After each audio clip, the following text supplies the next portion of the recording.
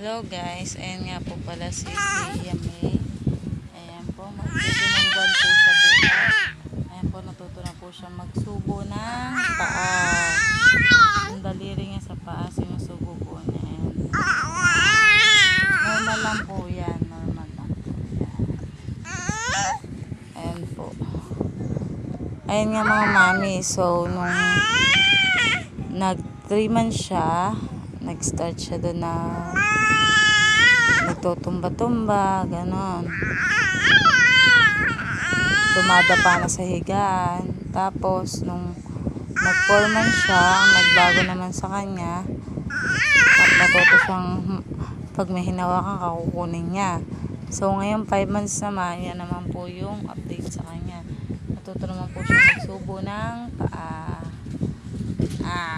Ano? Baby Zia,